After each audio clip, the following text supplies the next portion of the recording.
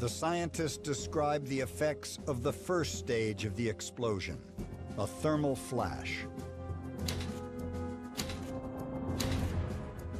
The flash of the explosion emitted radiant heat, traveling at the speed of light. It generates temperatures up to 7,200 degrees Fahrenheit, twice the melting point of steel.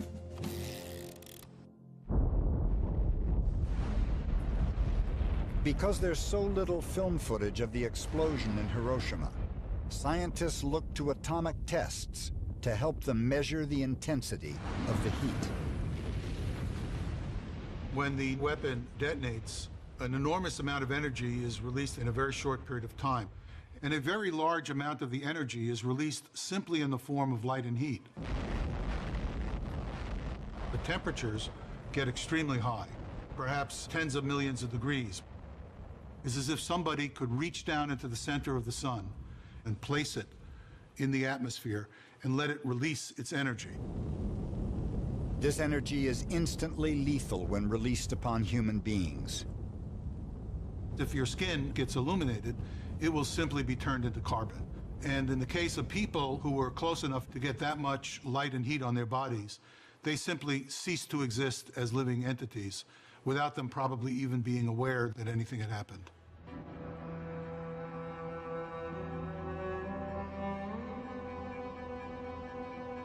It's impossible to know exactly how many citizens are turned into simple piles of carbon during those first few seconds. The U.S. military maps the casualties. Within a radius of 800 feet from ground zero, almost no one survives. Some exposed directly to the rays of the fireball seem to vanish completely. What remains are now called atomic shadows.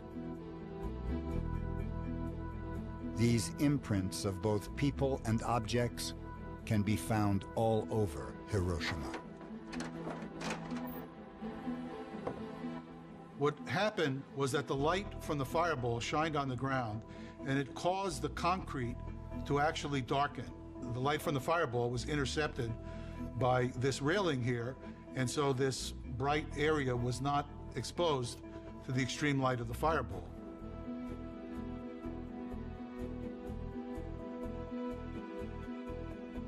These atomic shadows give scientists a tool to analyze the location of the explosion. And this allowed people to measure the direction and the height of burst of the nuclear weapon, because they could form a plumb line, and from many different directions you can actually get the location of the nuclear explosion. From their calculations, the scientists discovered the Enola Gay hit incredibly close to the target. Just 550 feet, less than 2 football fields away from the T-shaped bridge. More than 50% of those killed within a half-mile of ground zero died of severe burns. Those who survive at that distance are barely alive.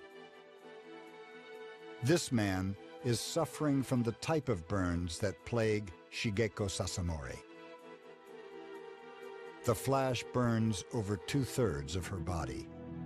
The little girl who left the house that morning is unrecognizable to her mother when she finds Shigeko 5 days after the blast. When she heard my voice, but doesn't look like me because my face and hair was like a big black football, all round. And where's the nose, where's the eyes? Couldn't tell, all black. Clothing ignited, thatched roofs of houses caught fire. The flash heat was intense enough to cause fires despite the distance. Anything exposed to the heat of the flash, a child's notebook, newspapers, the traditional paper shoji screen, ignites instantly.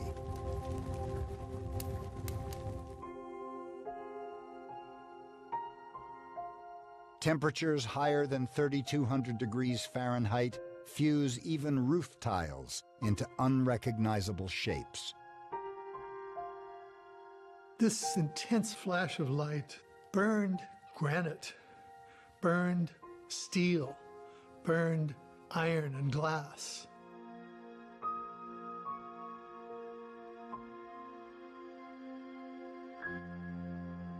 This lunchbox was found 1/3 of a mile from ground zero. The schoolgirl it belonged to was about the same age as Shigeko. She was going about her daily existence with her lunch packed in there. She was destroyed by the bomb, and all that's left is this tangled, mangled, charred lunchbox. Whether you lived or died depended on how far away you were. Didn't matter if you were Japanese or Martian. This was not an ideological bomb. This was a weapon of mass destruction, a weapon of terror. Less than a mile from ground zero is the 3-story school building where Takashi is playing hide and seek. The bomb's shockwave to hit. Now, I do not know exactly how it happened, but the building, the collapse. The blast seems like upside the face. I do not know how long under the debris. Pitch dark. You cannot see anything, even my hands. From my nose, I could not see it. Takashi is not alone. There are thousands trapped beneath the rubble that was once downtown Hiroshima.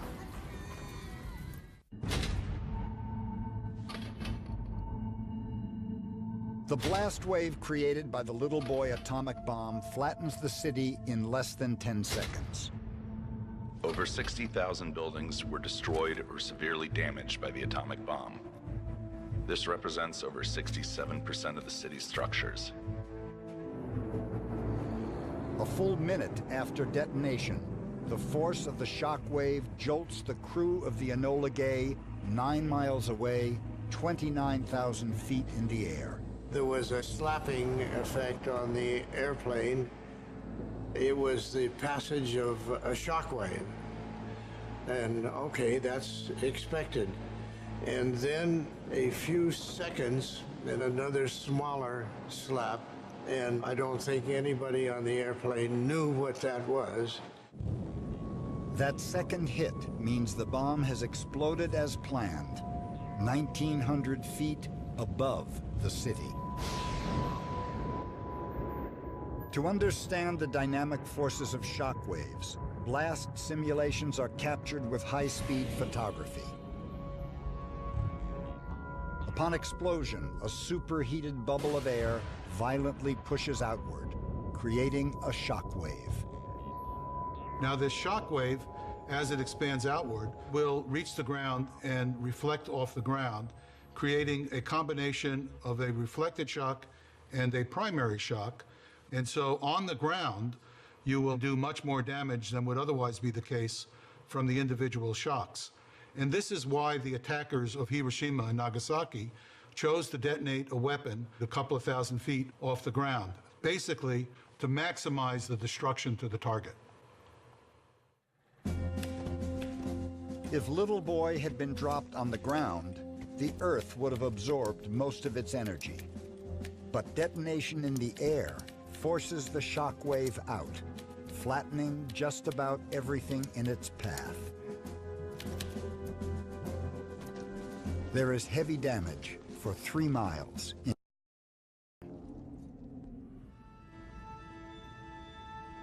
More than half a century later, the once devastated city of Hiroshima is completely rebuilt. Few visible scars remain from the bombing. But there is one building that stood almost directly under the bomb's detonation, and it is still here today as a symbol of peace. Once an exhibits building for local business and government, everyone inside was killed instantly. But the building still stands. The dome was built of copper, and copper melts at a low temperature. Light from the fireball was so intense that it basically melted the copper before the shock wave arrived. The shock wave came down vertically, blew through this opening, and just knocked each floor down as it propagated through. So this building is standing because of the peculiar accident that it was almost directly under ground zero. Windows and flying debris become shrapnel as far as 12 miles away from the blast. The damage from the explosion is well documented after U.S. troops arrive. But on August 6th, the violence of the moment is captured only in the survivors' memories. Many of Hiroshima's survivors have painted those first hours.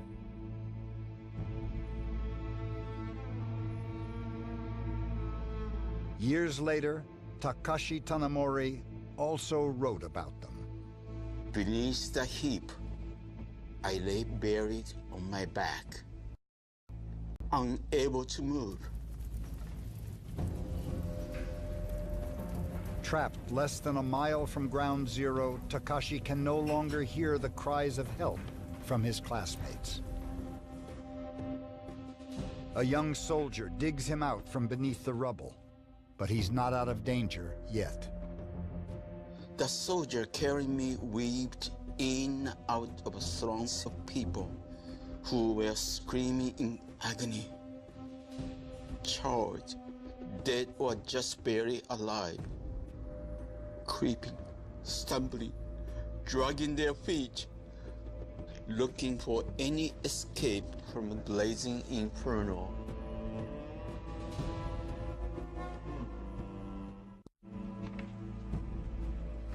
The military analysts studying the destruction report the beginning of a rare phenomenon. In Hiroshima, fires sprang up simultaneously all over the wide, flat central area of the city. People don't understand about this bomb that its main effect is fire. It's not as if a bomb started a fire in one corner of a street and the fire slowly worked its way up to the other corner. Everything was lit instantaneously. These small flames represent the many fires burning in Hiroshima. Fires that were set not only by the initial flash, but also by the collapse of gas lines and broken cooking stoves. The fires could be seen by the Enola Gay's crew from almost 30,000 feet above the city. What they saw really rather horrified them. Down on the ground was a spreading mass of flickering lights, which had to be flames of things burning. There were fires everywhere. And one of the crew said, I looked for a while and counted for a while, and then I stopped counting. And now the comprehension of what was going on down there was settling on people's minds, including mine, that there was bad destruction and loss of life down below. And the hope in everyone's mind was that explosion was of a magnitude that it might affect the end of the war, which it did. The flaming points of light below the Enola Gay are about to turn into something much worse. To see what happens when many small fires are set off simultaneously, Hughes Associates, a group of fire protection engineers, designed a simulation. First, the fire will be very small, and then eventually we'll start to see an effect develop as what happened at Hiroshima. If you think of it rather being cylinders as being, city blocks of burning buildings. In the city, you have uneven terrain. You have hills, you have buildings of different sizes, so you would have uneven airflow. So we set up these sheets of drywall with gaps in them to sort of represent this idea of having uneven terrain, which is going to, introduce a bit of a swirl into the flow, feeding the fire. The heat of the flames sucks in air from the ground. This creates gale force winds of up to 50 miles per hour. At points in time over the city, you would have had fire whirls, these tornadoes of flame, which will appear and disappear as the air is entrained into the fire and forms these vortexes, much like a dust devil on a hot summer day. Whether flames from candles, canisters or city blocks. The fires merge as the heat and winds become more intense.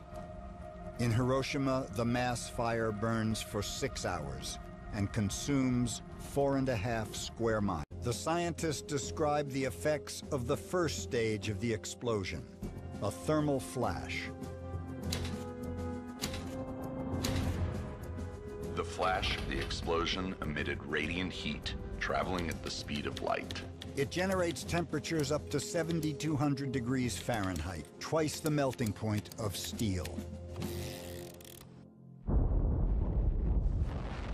The temperatures get extremely high, perhaps tens of millions of degrees. It's as if somebody could reach down into the center of the sun and place it in the atmosphere and let it release its energy. This energy is instantly lethal when released upon human beings. If your skin gets illuminated, it will simply be turned into carbon. And in the case...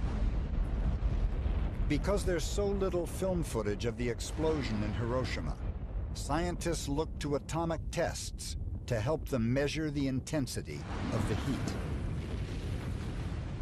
When the weapon detonates, an enormous amount of energy is released in a very short period of time. And a very large amount of the energy is released simply in the form of light and heat. Few seconds. The U.S. military maps the casualties. Within a radius of 800 feet from ground zero, almost no one survives. Some exposed directly to the rays of the fireball seem to vanish completely. What remains are now called atomic. The people who were close enough to get that much light and heat on their bodies, they simply ceased to exist as living entities, without them probably even being aware that anything had happened.